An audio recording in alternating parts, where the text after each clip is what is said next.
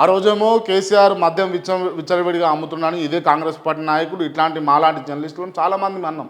మరి ఇవాళ కూడా అదే జరుగుతుంది కదా. ఇంకా కూడా బెల్ట్ షాపులు ఉన్నాయి, ఊరికి 4-5 బెల్ట్ షాపులు ఉన్నాయండి. ఏం చేస్తారండి? ఎందుకు? ఎవరిని ప్రోత్సహించడం కోసం? అంటే ప్రశ్నించుతాడు ప్రశ్నించొద్దు, తాయి బానిసగా పండుకోవాలి ఇంటికాడని చెప్పేసేనా?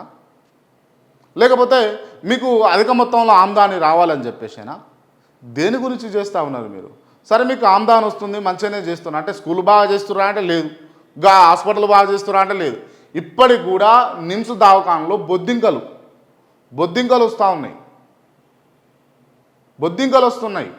బెడ్లు లేవు, సరిపడా బెడ్లు లేవు. ఫోన్లు చేసి బెడ్లు ఉన్నాయా అని చెప్పేసి ఆడున్నటువంటి డాక్టర్ని అడగాల్సిన అవసరం పొద్దుస్తూ ఉంది. ఎంత ఇబ్బంది అవుతూ ఉంది మీకు అర్థమవుతలేదు.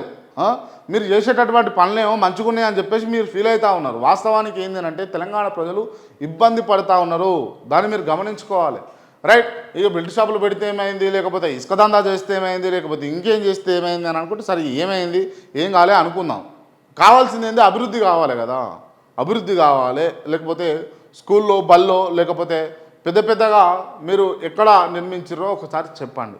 ఓ నియోజకవర్గానికి ఒక కార్పొరేట్ స్కూల్ అనౌన్స్ చేయండి, పెద్ద స్కూల్ అనౌన్స్ చేయండి. మీరు ఒక యూనివర్సిటీ పెట్టండి నియోజకవర్గానికి.